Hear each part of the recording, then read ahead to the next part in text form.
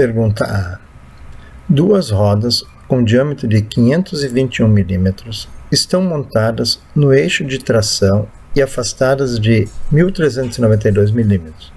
Quando o carro faz uma curva de 90 graus à direita, a roda esquerda percorre uma trajetória com raio de 889 cm. Calcule quantas voltas a roda esquerda faz a mais que a roda direita. Quero resposta em volta. Mas antes de começar a fazer esse exercício, eu vou passar aqui junto um vídeo que mostra a importância do diferencial, pois o objetivo desse exercício é justamente discutir a importância do diferencial.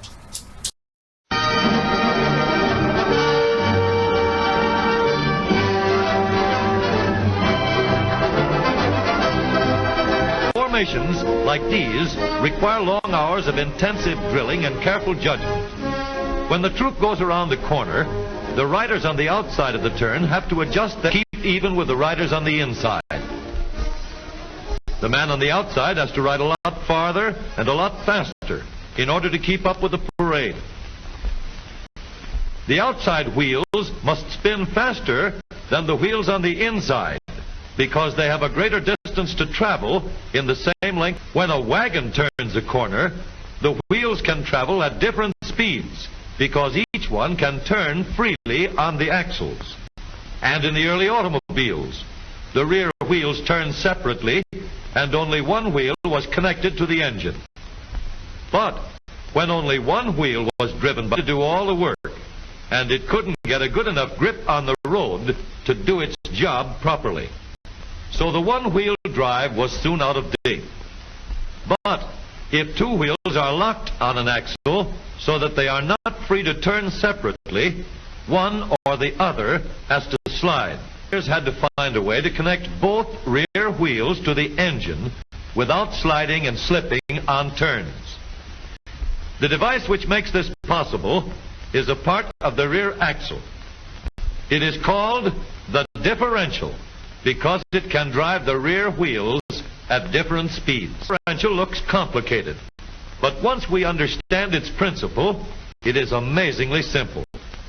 These two wheels are mounted on separate axles and supported by a frame so that they can revolve freely at different speeds. Let's fasten a spoke at the inner end of each axle so that by turning the spokes, we can turn each wheel separately.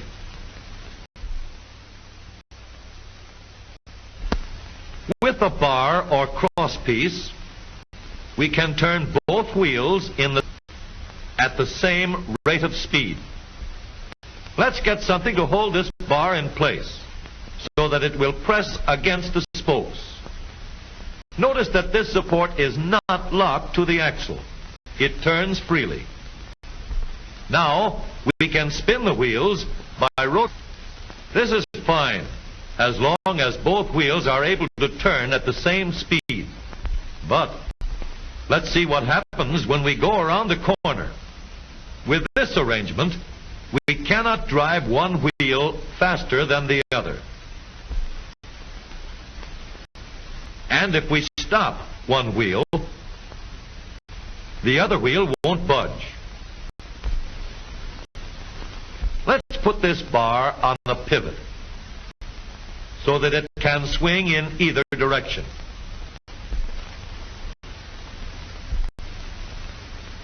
Now, the bar can still turn both wheels at the same speed.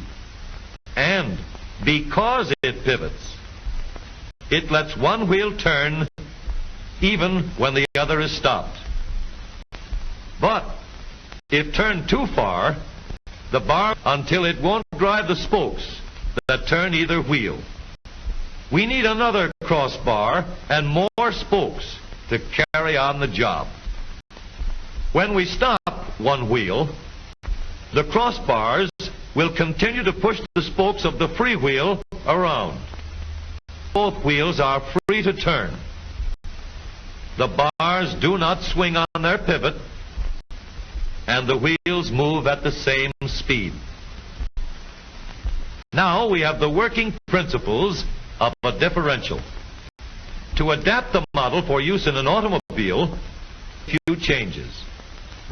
In order to reduce the jerky action caused by wide spaces between the spokes, we will put in more spokes.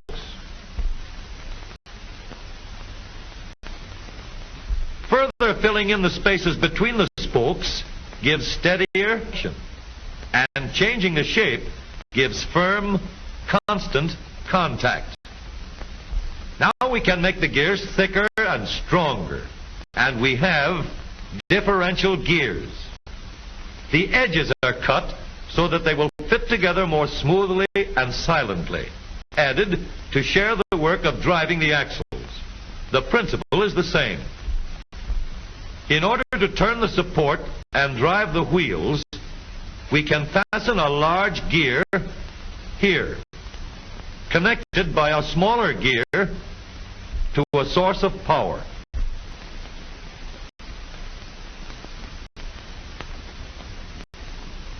Notice that the power is connected to the differential at the center line. We can make our model more compact by moving the gears closer together. When an automobile, we have to leave room for the drive shaft, which carries the power from the engine. We may build the floor of the car above the drive shaft.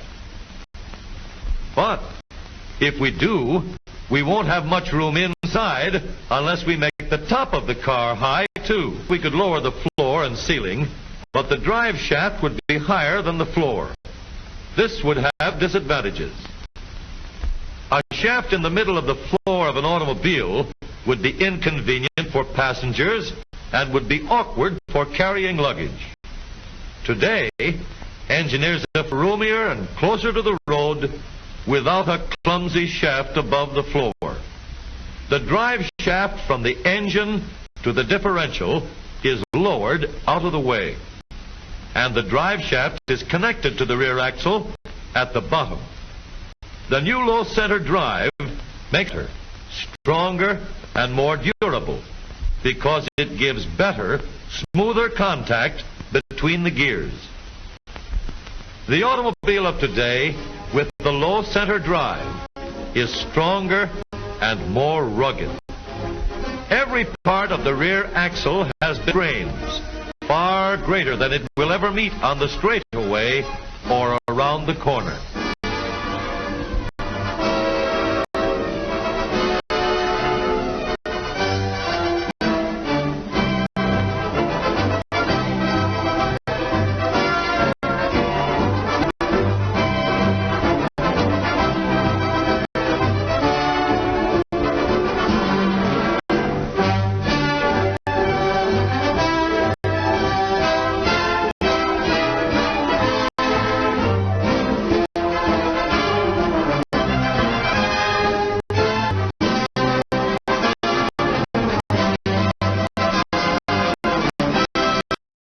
Então, agora que assistimos o vídeo, vamos iniciar a solução do problema. Então, a primeira coisa, calcular o perímetro da trajetória da roda esquerda. Tá? É uma trajetória circular, então o perímetro da roda esquerda é 2 vezes π vezes o raio da trajetória da roda esquerda. Então, vai ser 2 vezes π. O raio da trajetória esquerda são 889 centímetros, ou seja, 8,89 metros. Então, multiplicando 2 vezes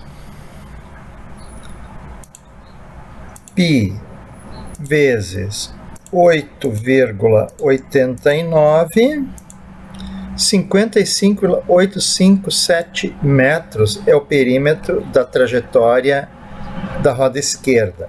O segundo passo é calcular a distância percorrida pela roda esquerda. Como o carro vai fazer uma curva de 90 graus, ele vai estar, na verdade, só percorrer 1/4 da trajetória, do perímetro da trajetória. Ou seja, vou pegar a distância da esquerda, é o perímetro da trajetória esquerda dividido por 4. Então, essa resposta aqui, dividido por 4, vai dar Então aqui, 55,8575 divide por 4, dá 13,9644 arredondado metros. Próximo passo, calcular o perímetro das rodas. O perímetro das rodas são circulares, então 2πr. Então vai ser 2π vezes o diâmetro das rodas é de 521. Então, 521 divide por 2 vai dar 260,5 centímetros. E, como essa resposta está dada em milímetros, divide por 1000, eu vou ter o diâmetro de 0,2065 metros. Multiplicando isto vezes π vezes 2, então o perímetro das rodas é de 1,6368 metros. Agora eu posso calcular o número de voltas. Então, cada vez que a roda gira uma vez, ela percorre uma distância que é igual ao seu perímetro, que é de 1,63 metros. Então, para calcular o número de voltas, o que eu vou fazer? Pegar a distância percorrida pela roda esquerda e dividir pelo perímetro da roda. Então, eu vou fazer 13,9644 dividido por 1,63. Então, 13,9644 dividido por 1,6368 igual. Então, ao fazer essa curva de 90 graus com trajetória de 889 centímetros, a roda esquerda vai girar 8,53 voltas. Agora, calcular o perímetro da trajetória da roda direita. Então, idêntico à conta anterior, eu tenho que pegar 2 vezes o π vezes o raio da roda direita, ou seja, 2 vezes π. A roda esquerda percorreu uma trajetória de 889 centímetros. Se o carro faz uma curva à direita, a roda esquerda, ele girou à direita, então a roda esquerda percorreu a trajetória maior. Então, para ter o raio da trajetória da direita, eu tenho que fazer 889 menos 139,2. O 139,2 é o afastamento entre os eixos. Então, a trajetória da roda direita vai ser uma distância menor que a da roda esquerda. Então, essa diferença me dá 749,8 centímetros dividido por 100 para ter em metros. Então, a trajetória da roda direita vai ter um raio de 7,498 metros. Então, isto vezes π vezes 2, 111,32. Então, arredondando, 47,1113 metros é a distância, o perímetro da trajetória da roda direita. Então, o número de voltas percorrida pela roda direita vai ser o perímetro da roda direita dividido por 4. Então, esse resultado aqui divide por 4, 11,7778 metros. Tá? Agora, calcular o número de voltas da roda direita. Então, o número de voltas da roda direita vai ser a distância percorrida pela roda direita dividido pelo perímetro da roda. Ou seja, 11,7778 por 1,6368 igual 7,1956 voltas. Agora posso calcular a diferença entre o número de voltas, para saber quantas voltas a roda esquerda fez a mais do que a roda direita. Então, eu vou pegar o número de voltas da roda esquerda menos o número de voltas da roda direita, ou seja, 8,5317, 8,5317 menos 7,1956 igual 1,3361 voltas a mais a roda esquerda faz. Então, cada vez que um carro dobra uma esquina, a roda que vai pelo lado de fora da curva faz 1,3 voltas a mais que a roda que vai pelo lado de dentro da curva. Então, o diferencial permite que elas realmente girem livremente e cada volta faça o seu número correto de voltas. Se não tivesse o diferencial, uma roda seria arrastada por esta distância e isso acarretaria um grande aumento no desgaste das rodas dos pneus. Exercício B. Considere um motoqueiro de 220 kg, isto é, a moto mais o piloto, e percorrendo uma estrada com raio de curvatura de 73 metros a 42 km por hora. Calcule a força centrípeta e a força normal que atuam no motoqueiro e determine a inclinação que a moto deve ter. Então, para calcular a força centrípeta, eu tenho que fazer massa vezes aceleração centrípeta. Então, a massa eu tenho 224 kg, mas antes eu tenho que calcular a aceleração centrípeta. Então, a aceleração centrípeta é a velocidade ao quadrado dividido pelo raio. A velocidade, 42 km por hora, eu tenho que passar para metros por segundo. Então, 42 divide por 3,6, 11,6667. Então, continuando as contas, eu vou ter 11,6667 elevado ao quadrado dividido por 73. Então, isso aqui divide por, aliás, 11,6667 elevado ao quadrado dá 136,11 dividido por 73. Agora sim, divide por 73.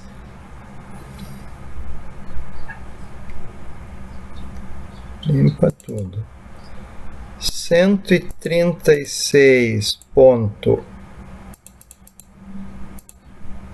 divide por 73 igual 1,864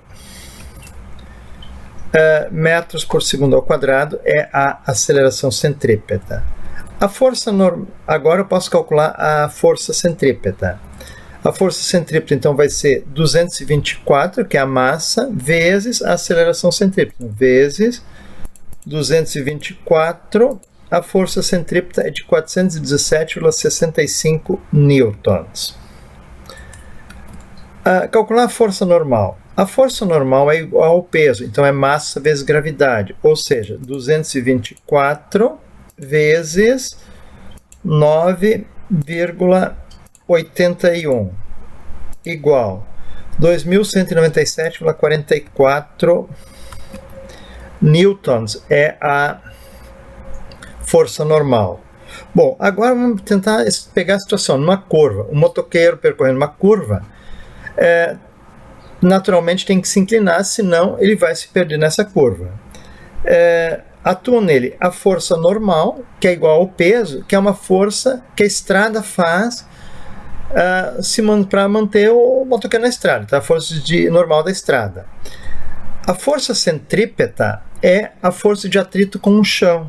Então tem que ter uma aderência com o chão, porque senão ele derrapa, não vai conseguir fazer a curva. A resultante dessas duas forças encontro se eu fechar este retângulo, porque as duas forças são retangulares e está aqui a força resultante. Então, o motoqueiro, na verdade, ele precisa inclinar de tal modo que a direção da força resultante passe pelo seu centro de gravidade. Se ele não fizer essa inclinação correta, ou ele vai cair para o lado de fora da curva, ou se ele inclinar demais, ele vai cair para o lado de dentro da curva. Então, o ângulo de inclinação que eu quero saber é esse ângulo entre a vertical, a força normal, e a força resultante da força centrípeta com a força normal. Então, eu vou calcular essa inclinação da moto usando a tangente. A tangente é cateto oposto. Então, no cateto oposto, eu vou considerar a força centrípeta como cateto oposto.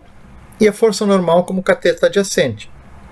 Então eu tenho que pegar a força centrípeta 417,665 e dividir por 2.197. Então 417,656 divide por 2.197,44 igual 0,19064. Então, este é o valor da tangente. Agora eu preciso descobrir o ângulo. Então, na calculadora eu vou fazer segunda função tangente. Então, ele me deu agora o ângulo cuja tangente é 0,19. Então, deu aqui 10,76 graus a inclinação da moto. Então, um carro de massa 1.184 kg, andando com velocidade 29,9 km por hora, em uma estrada onde o coeficiente de atrito estático entre os pneus é de 0,97. Percorre uma trajetória com raio de curvatura 56 metros. Determine a força centrípeta. A pergunta C, a força centrípeta que atua no carro. Então, na pergunta C, antes de calcular a força centrípeta, eu preciso calcular a aceleração centrípeta. Então, a aceleração centrípeta é velocidade ao quadrado dividido pelo raio. A velocidade é 29,9, mas eu tenho que converter para metros por segundo. Então, divide por 3,6. A velocidade é de 8,30555 metros por segundo. Isso tem que ser elevado ao quadrado e depois dividir pelo raio de curvatura, que é 56. Então, esse número aqui elevado ao quadrado, 68,98, dividido por 56. Então, agora dividido por 56, 1,2318 é a aceleração centrípeta, em metros por segundo ao quadrado. Agora eu posso calcular a força centrípeta, que é massa vezes aceleração centrípeta. Então, 1.184 vezes a aceleração centrípeta que eu acabei de calcular. Então, vezes 1.184, 1.458 é o valor da força centrípeta que atua no carro quando ele faz a curva a 29,9 km por hora. Pergunta D. A maior velocidade que o carro pode ter na curva. Então, para a pergunta D, eu vou considerar que a força centrípeta máxima é o atrito estático máximo. Então, primeiro calcular a força de atrito máximo, que é o coeficiente de atrito vezes a normal, que é igual ao peso. Então, vai ser coeficiente de atrito vezes massa vezes gravidade. Então, 0,97 vezes 1.184 vezes 9,81. Então, 0,97 vezes 1.184 vezes 9,81 igual. Então, a força centrípeta máxima que o carro vai poder ter é de 11.266 newtons. Então, essa é a maior força de aderência que o carro vai conseguir ter em relação à estrada. Se ele tentar ultrapassar essa força de aderência, ele vai acabar derrapando. Então, se essa for a força centrípeta no limite, a aceleração será força centrípeta igual ao massa vezes a aceleração, é a forma da força centrípeta. Então, eu vou isolar a aceleração centrípeta. Eu tenho a aceleração centrípeta é força centrípeta dividida pela massa, ou seja, 11.266 dividido por 1.184. Então, a aceleração centrípeta máxima será de 9,5157 metros por segundo ao quadrado. Agora nós podemos calcular a velocidade máxima, que é a velocidade que vai exigir esta aceleração centrípeta. Então, a aceleração centrípeta é a velocidade ao quadrado dividido pelo raio, de onde eu tiro que a velocidade ao quadrado vai ser a aceleração centrípeta vezes o raio. Então, eu já sei a aceleração centrípeta, sei o raio de curvatura. Então, a velocidade ao quadrado vai ser 9,5157 vezes 56, Então, a velocidade ao quadrado é isso, ou seja, a velocidade é raiz quadrada de 532,87. Então, raiz quadrada deste número, a velocidade vai ser de 23,084 metros por segundo. Mas eu preciso da resposta em quilômetros por hora. Então, vezes 3,6 igual 83,103 quilômetros por hora. Então, em quilômetros por hora, 83, ou, por categoria arredondando para 3 algarismos significativos, a resposta da pergunta D é 83,1 km por hora. Então, para balancear um pneu, foi usada uma massa de chumbo de 70 gramas, fixada na parte interna da roda, a uma distância de 188 mm do eixo de rotação de uma roda cujo diâmetro é de 521 mm.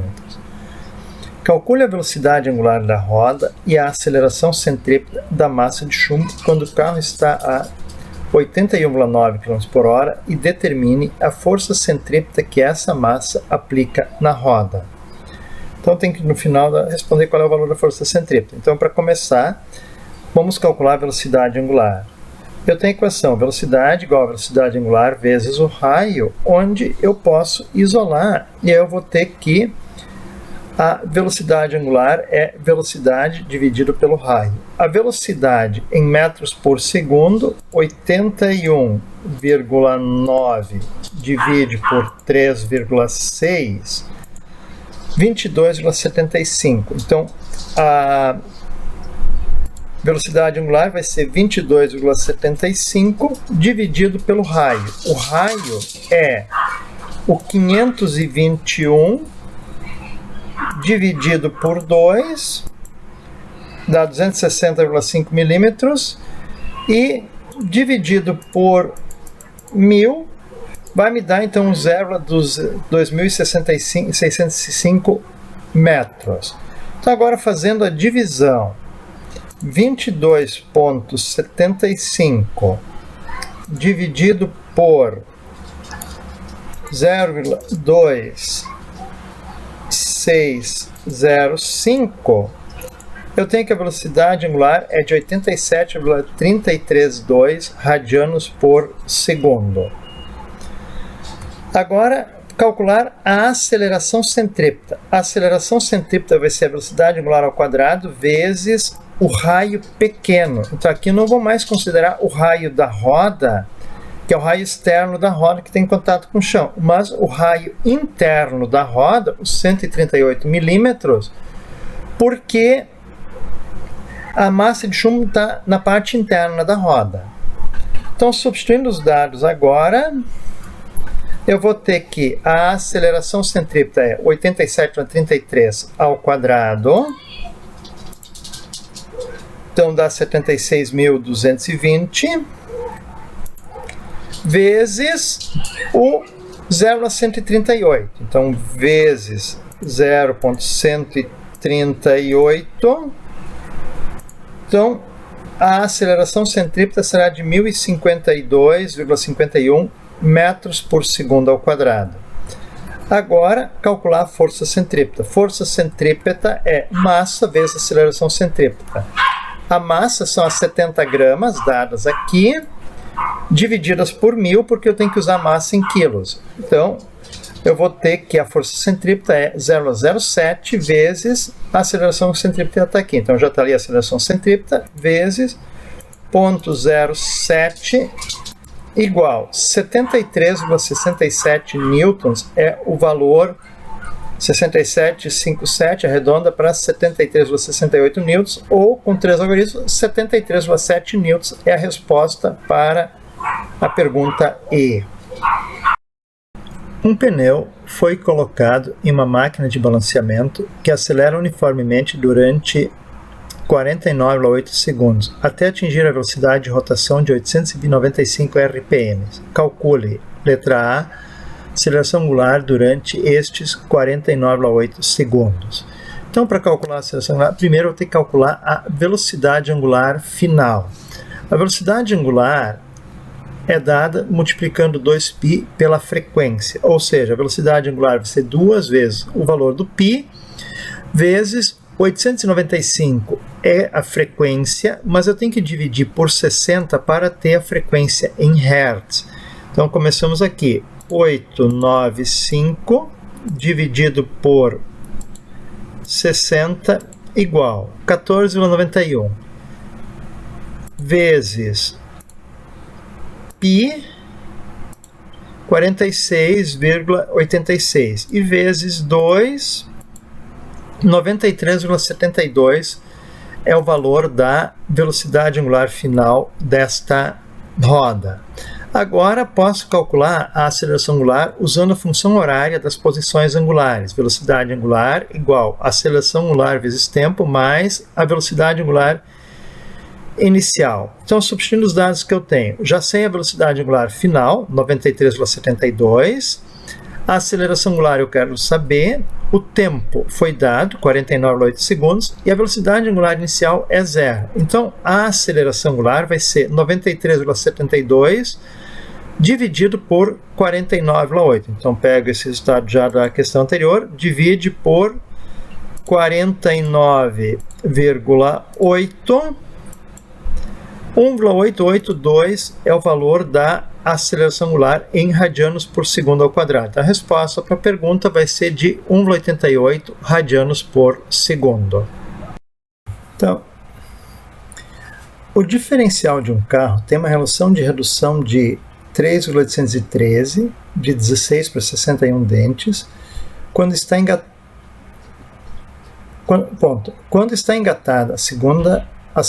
a relação de redução da caixa de marchas é de 2,262, de 42 para 95 dentes. As rodas do carro têm diâmetro de 52,2 centímetros.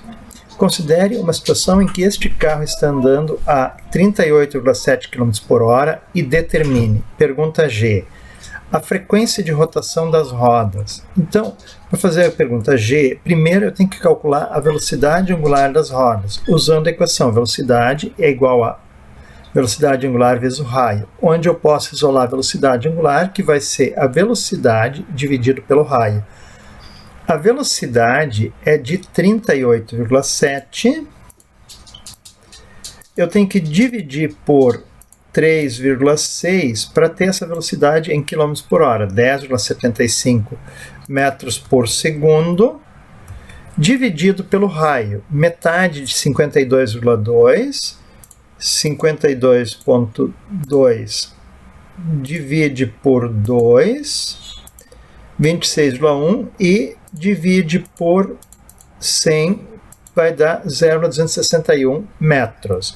Então, agora, fazendo a divisão, 10,75 dividido por 0,261, eu vou ter a velocidade angular de 41,1877 radianos por segundo. Agora, eu posso calcular a frequência. A velocidade angular é 2π vezes a frequência. Então, substituindo os dados, eu vou ter que 41,1877 é igual a 2 vezes π vezes a frequência de rotação. Então, vai ser 41,1867 a frequência, dividido por 2 e dividido por π. Então, dá 6,552. É a frequência. Só que essa é a frequência em Hertz. E normalmente a gente fala em rotações por minuto quando está na área automotiva. Então tem que pegar essa frequência, multiplicar por 60, e aí eu vou ter a frequência de 393,31 RPMs como resposta para a pergunta G. Agora vem a próxima pergunta, pergunta H. É a frequência de rotação do eixo que liga o diferencial à caixa de marcha. Então, o 393 é a frequência de rotação do eixo das rodas. Na caixa de marcha, entre o diferencial e a caixa de marcha, tem um outro eixo que faz essa transmissão, que vai girar com uma outra frequência em função da redução induzida pelo diferencial. Então, o que eu vou ter? A frequência de rotação das rodas, FR, dividido pelo número de dentes associado ao eixo das rodas, é igual à frequência de rotação do eixo, que liga a caixa ao motor, o diferencial à caixa, dividido pelo número de dentes associado a este eixo. Então, são 393,3 a frequência da roda, dividido por 16 dentes, está para a frequência de rotação do eixo que liga o diferencial à caixa, que eu quero saber essa frequência, dividido pelo número de dentes, 61, associado a este eixo.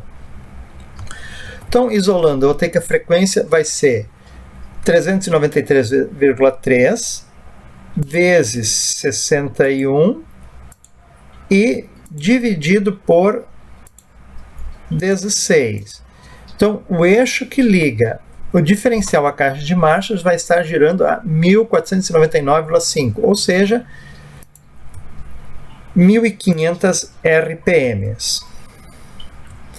Agora, a pergunta aí, a frequência de rotação do motor. Então, da caixa de marchas para o motor, tem uma outra conexão. Então, a frequência de rotação do motor. Eu vou pegar a frequência do eixo que liga a caixa ao diferencial e dividir pelo número de dentes associado a ela, a este eixo. E igual a frequência do motor dividir pelo número de dentes do eixo associado ao motor. Então, vai ser 1.499,51 dividido por 42, que é igual a frequência do motor dividido por 95. Então, isolando a frequência do motor, vai ser 1.499 vezes 95. E depois dividido por 42. Então, 3.391,75 RPMs, ou, arredondando, 3.392 RPM. Então, quando esse carro estiver andando com a segunda marcha a 38,7 km por hora, o motor vai ter que estar operando a 3.392 rotações por minuto.